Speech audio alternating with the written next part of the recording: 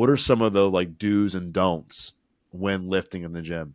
Great question. So let's talk about the probably some of the biggest or most common things that people do. I mean, and again, this isn't me just speaking from the science and experience of 20 plus years. It's also I made a lot of these mistakes too, thinking I was doing the right thing. We all tend to gravitate towards the things that we like to do, and it seems that more often than not, the stuff that we should do are the things that we don't tend to do as much. And what I mean by that is the exercise selection portion, right? The type of exercises or movements you should be doing. The big five, right? The squat, the deadlift, the overhead press, the bench press, and the row are the five best and most important movements that anybody should be doing in the gym. That literally should be your cornerstone. In fact, if all you did for the week is do 4 to 5 sets of each one of those 5 movements I just said 2 times in the week, that right there would start to really change the physique for quite some time. In fact, if you go back and you watch that docu-series that I did on YouTube, you see that I'm actually only doing 2 exercises, 2 lifts a day, but I'm choosing from those movements. Those movements are always one of the main movements that I'm doing in the day. And the reason for that is those are compound lifts, and those compound lifts incorporate all the other little muscles that you want to build and sculpt too. It also sends a very loud signal to the central nervous system. And the central nervous system and our muscle are extremely important in the pursuit of building muscle. So not only do I want to do the exercise that gives me the biggest bang for my buck from a building muscle standpoint, I also want to do the one that gives me the best return on my CNS adaptation. So building a stronger CNS. And for people that are like, what does that mean? I don't understand. So I love the analogy that my co-host Sal uses with explaining what the central nervous system and what and difference between central nervous system and muscles are. And think of your CNS as the amplifier to your speakers. Your speakers are muscles, and your central nervous system is the amplifier that sends that. Hopefully most people on here understand that the speakers in your house, the way they're powered and work are through the amplifier. And if you don't know this, you could have the most expensive, biggest, strongest speakers in the world, but if you have a cheap little amp that doesn't even power enough of those speakers, you'll never get the full potential out of those speakers. This is like your muscles. So let's say you have incredible genetics and potential to build lots of big muscles, but you have a very weak central nervous system. You're only going to get so much out of those muscles, and they'll only develop and get so big and strong because of how weak the central nervous system is. So think of that when I say central nervous system and building it and adapting it. And so compound lifts give us the greatest return on both of those. And so those 5 movements are the core movements. And what ends up happening is we tend to skip those. Either one, fear of not knowing how to potentially do them, or 2, you know how hard they are, and they're not easy to do, and they're not fun, and so you avoid the things and you do the things that are more fun, like putting lots of plates on your leg press, or getting in the machine press or row on the cable machine, and the exercises that are easier or more fun to do, or do the stuff that you like doing butt exercises because you want to develop just the butt, and so you're doing these little kickbacks and movements that develop one little specific area. So that's probably the biggest, is so sticking to those 5 core lifts, doing them a handful of times, 2 times in the week, and hitting the protein take. And I'll take you a month to 2 months of watching yourself build muscle just from that advice alone right there. Yeah, and I think within those movements, it's easy to mess up cadence. It's easy to mess up like time under tension. It's easy, I think, at times to mess up like even like weight, like how much weight you're using, like intensity. I mean, because like as much as I totally agree with what you said, and I think those are incredible exercises. And people, if they did just those 5, they would see amazing results. But if you're not loading enough weight on the bar, or you're not like going full range of motion, like you're going to really sacrifice results. So talk about some of the things that you recommend people doing when doing those movements to make sure that they're maximizing each rep. So So let's say someone takes that advice, like then what becomes the next biggest mistakes, right? So okay, I get it. Okay, or maybe I do those things. Uh, you mentioned things like tempo and technique and stuff. So it what happens when people again are trying to build as much muscle or burn as much body fat is they get in this, they chase the intensity meter more than anything else. And so instead of evaluating the set that they just did based off of their form and technique, how well they did it, full range of motion, was it controlled, did you get a good squeeze, did you feel it in that muscle group the entire time, they are looking for signals like, was I shaking, and am I sweating, am I sore, like those as their indicators. And that's a mistake to use that as your primary driver of what makes you decide whether you had a good workout or not. And in fact, you're far better off, or trying to go to like taking the muscle to failure, right? Like pushing as hard as you can, shaking and not even be able to finish a rep. So you're like, oh yeah, I did a good job there. Well, no, not necessarily.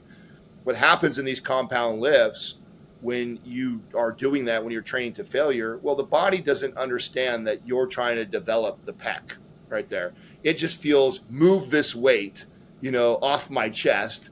And then as it gets really difficult, it's in a really loud signal, just get this off me, this is hard. And so all these other stabilizer muscles kick in to support it, to get it up. And a lot of times you end up cheating the rep or sacrificing the beauty and the perfection of the movement in order to just get the bar off.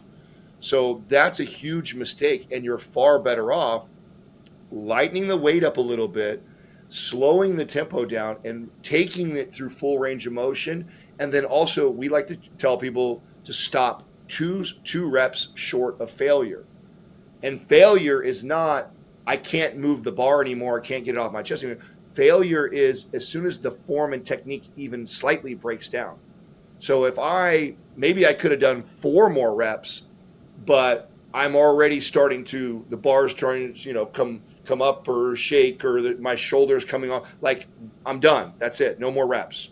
Even though my body could get the bar moving. And so this is a major mistake. It's like, no, we're trying to sculpt and build the body. We're trying to build muscle in a specific area. When we're doing the bench press to build muscle, we are trying to build muscle in the chest. We're not just trying to get the weight up, right? So, and this is so important to laying the foundation to what's to come later, because you mentioned something else, like, some people don't put enough weight on the bar, they're not lifting enough, and they don't understand progressive overload. So understand that later on, it's going to become important to really, try and increase the weights later on. But remember, right now, we're just getting started again on this pursuit. So the weight is a little more irrelevant at the time. Right now, it's form and technique get really perfect at this movement, because going from not doing any bench press to doing some bench press is already progressive overload for the body. It's already sending a signal that we need to adapt and build muscle. So again, back to the philosophy, my goal is to do as little as possible to elicit the most change. Well, guess what? Doing any sort of bench press with any sort of weight is going to elicit some sort of change.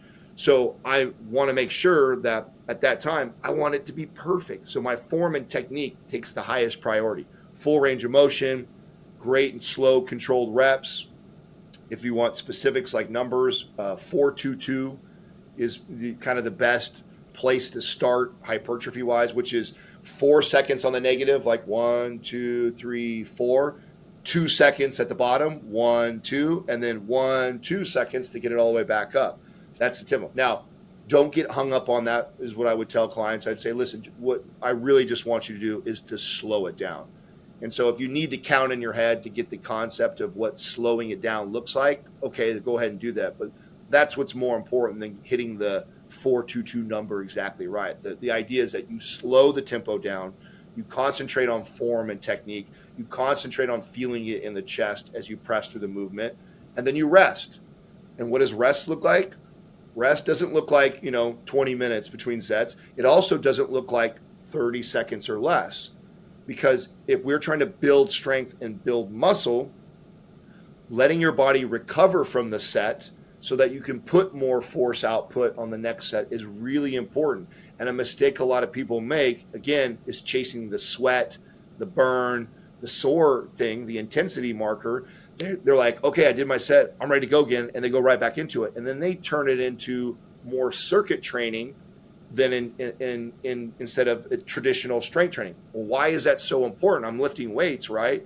Yeah, but as you start to push it up on the heart rate and shorten those rest periods, you start to get that heart rate high enough, and you start to dip into your what you call the cardio threshold, which is now you're sending a louder signal for stamina and like running, right? So because your heart, it doesn't know any different. Obviously, your legs know no difference, but your heart, it just feels how much faster it has to pump blood.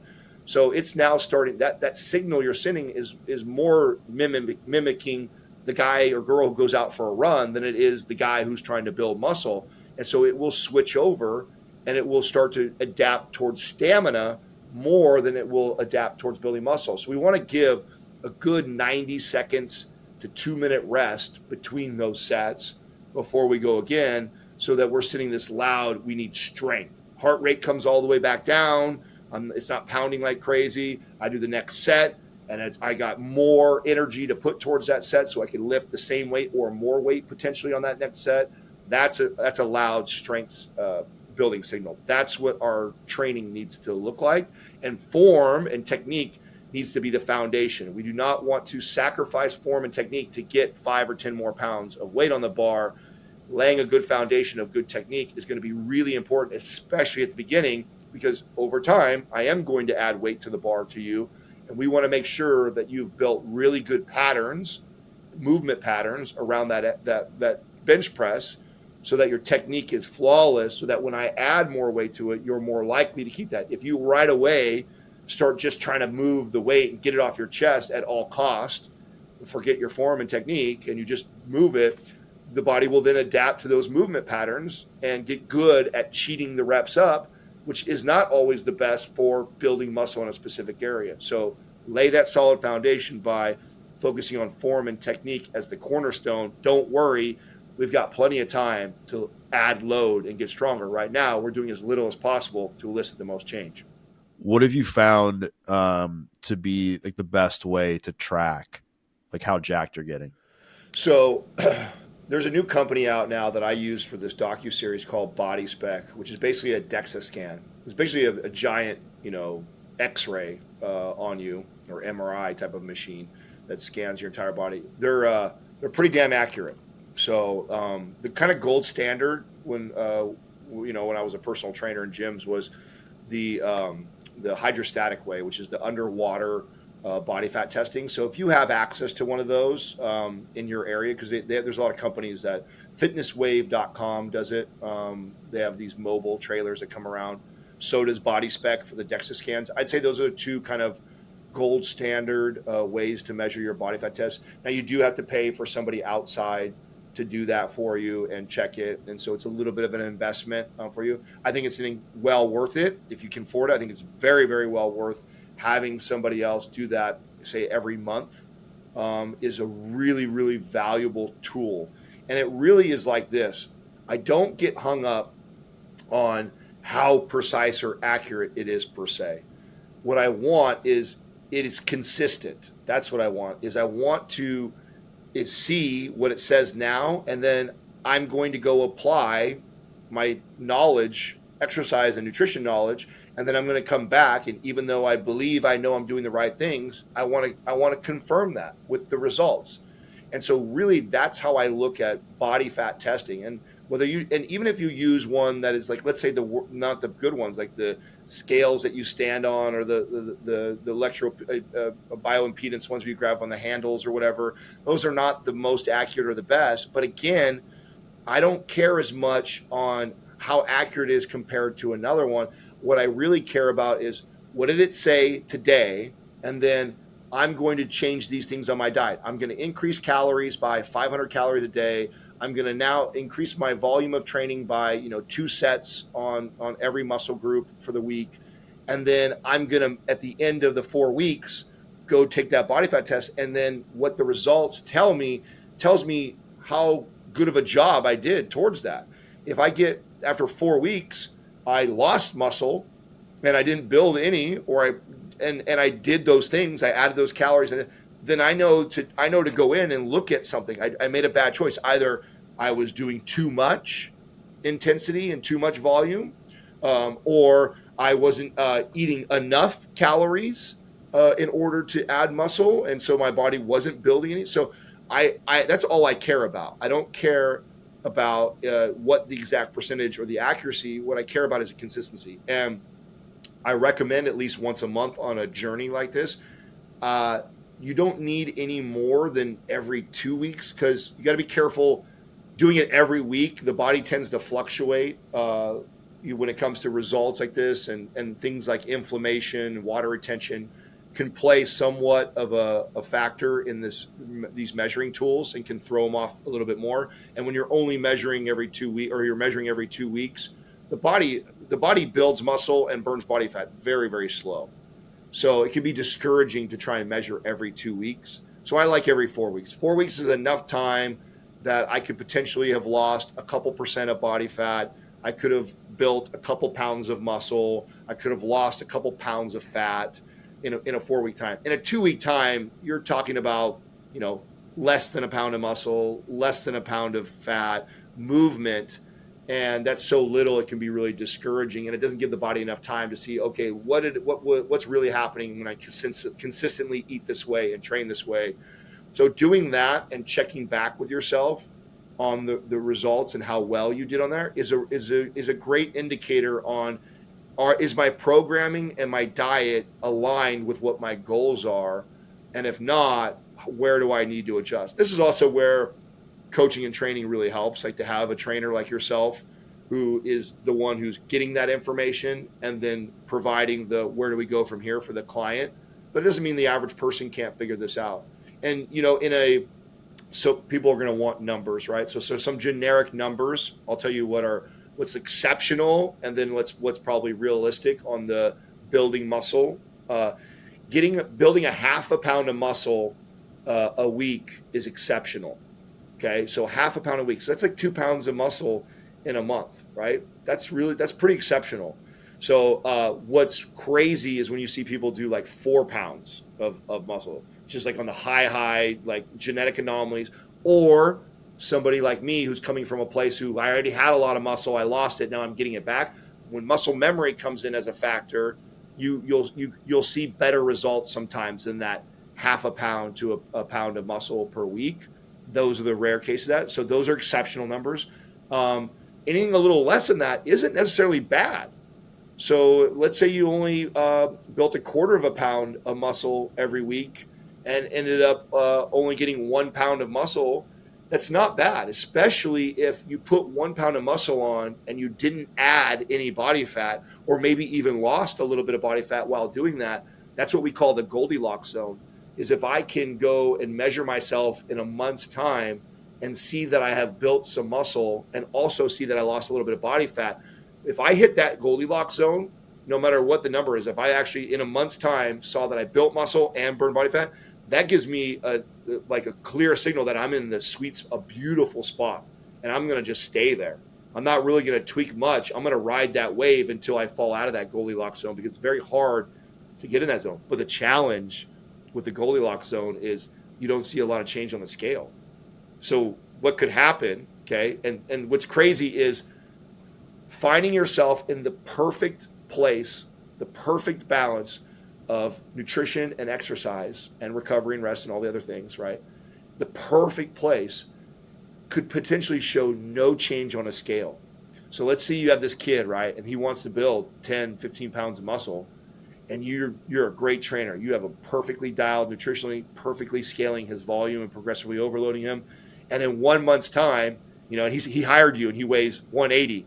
He hires you, and at the end of the month, he weighs 180 still. And he's like, this sucks. I'm trying to build 10 pounds of muscle, Doug. You suck as a trainer. But then you test his body fat, and you added 4 pounds of muscle, and you lost 4 pounds of fat. So the scale says the same. So if you add 4 pounds of muscle, you lose 4 pounds of fat, the scale will stay the same. Now your body fat percentage will have changed somewhat dramatically in that short period of time. Not crazy, but a decent amount, it'll have changed. But a lot of times that's not encouraging, or it's discouraging for the average person. Doesn't understand how hard that is to do kind of both of those. When you're not really doing, just so people understand, but some science nerd on here be like, that's not possible. You can't build muscle and burn body fat at the same time. You're right. You're not. What's happening in the course of 30 days is there's periods of time when your body is anabolic and it's getting a surplus of calories and it's building muscle. Then there's periods of time in that month when your body is catabolic, it's in a calorie deficit and it's utilizing body fat in those periods of time. So that's what it looks like. Now it looks like on a test that you built muscle and burned body fat at the same time. You didn't. You had periods of time. And that's why we call it the Goldilocks zone, is because you're in this perfect place nutritionally and exercise-wise that you're kind of dipping back and forth. Sometimes you're building a little bit of muscle. Sometimes you're burning a little bit of body fat.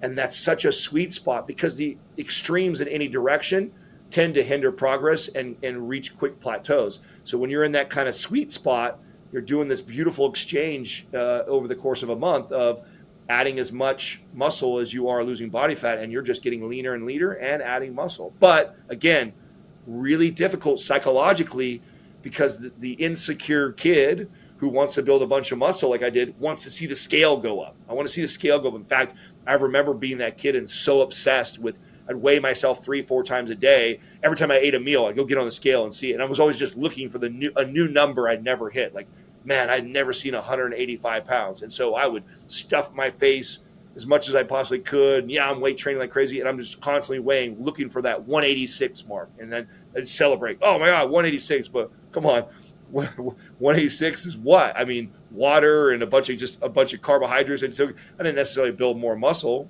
But in my head, psychologically, I thought I was doing a better job. That's not necessarily true, but is really difficult for the person who's in pursuit of building more muscle.